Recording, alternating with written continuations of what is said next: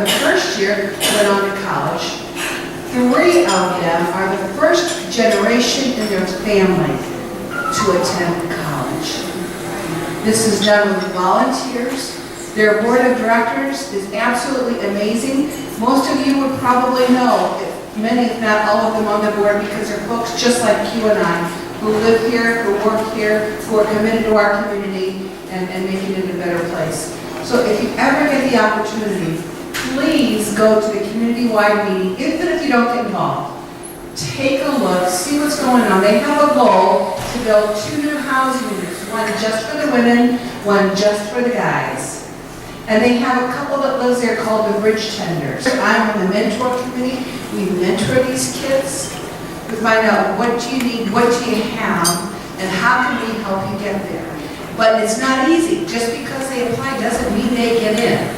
I mean, they have responsibilities, they have chores, they have to do their homework. We do check on their grades. And if they don't do what they're supposed to do, they are asked to leave. So this is it's a program that works. In fact, Governor Scott's office called Sean Lane and Ray Kathleen a couple months ago. They want to do a PSA, a public service announcement, on what's going on here in New Smyrna Beach, because there's it's never been done like this anywhere ever before. And we're on the cutting edge of doing not only a good thing, we're doing the right thing at the right time for our community. So when you go ahead, I should try not the silent auction. You know those little pencils out there with the erasers for the Riverview? I'm erasing your name. So Terry thinks she won, but I erased your twice. That's my favorite list. I would not do that more than once. But anyway, I do want to thank you. It's a wonderful thing happening in our community. Let me encourage you, please, if you have the opportunity, stop by the community-wide meeting at the United Methodist Church. Listen to what's happening. I think it was the last meeting when Sean Lane spoke about Who Doesn't Hook. How many of you were here when Sean was here and he actually spoke about Who Doesn't Hook? This is what I heard, and it happened to be the lady. I had no idea that's who it was.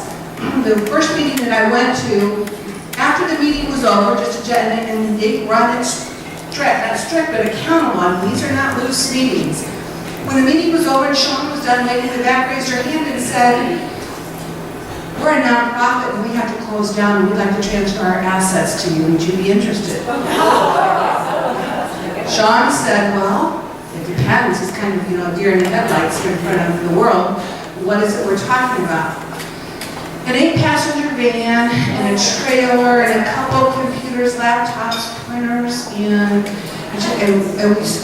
I'm sitting next to some of the board members and I look at them and everybody just has tears in their eyes. You know what? I get goosebumps just thinking about this. I go home and I said, you know what, this is good. The lady from that organization, is she here? I don't even know if she's here. She happened to be sitting at the table right next to me. She stood up, she said, "That's me."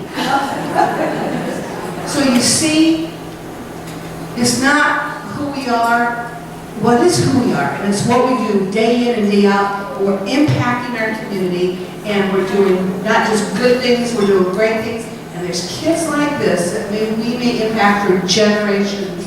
We're keeping them off the streets, we're keeping them out of social services. Like the kids that I represent, the 7th Judicial Circuit, is a guardian ad litem.